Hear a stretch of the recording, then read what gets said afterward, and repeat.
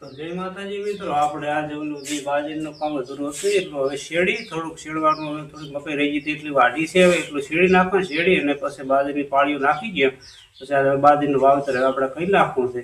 આખો દાડો વેલાશ જ નથી આવતી, એનો આપણે હવે આવું છે હમણાં.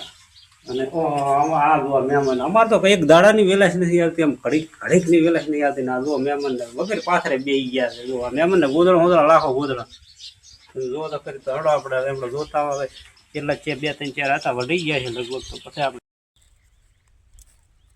મિત્રો આપણે હારી આટલી મકાઈ એટલી કે વાઢવાનું કહેતા કેટલા 4 હતા વઢી ગયા? વાઢી ગયા 3 4 હતા એમ, એટલે આટલું વધાર્યું છે એમ ને? આટલું લસકા બાજરી વાવી છે તેમાં. આટલું તો લસકા બાજરી મિત્રો આવે આપણે પહેલું શેડલ તો પડ્યું હતું, પહેલાં મકાઈ વાઢી ગઈ એટલું આટલું શેડ્યું પૂરું.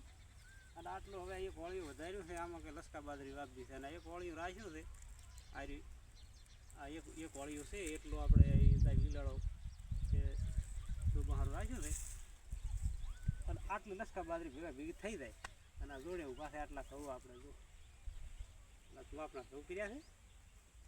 અને હમણાં તો આપણે એમણા તો જીરું છે. તો આટલું હવે લાવી ટ્રેક્ટર લાવી આટલું શેડી નાખો તો ભેગા લસકા બાજરી ઉગતી થાય. અને એક થેલી બાજરી કરવાની છે આપણે આટલું. અને લીલાડો આટલો રાખે તો ભલે એટલો આટલો આ તો વાઢીએ. હવે મિત્રો આ બે ભારા છે હવે ઉપાડી લઈ ના વરા અને પાછા ટ્રેક્ટર લઈ હવે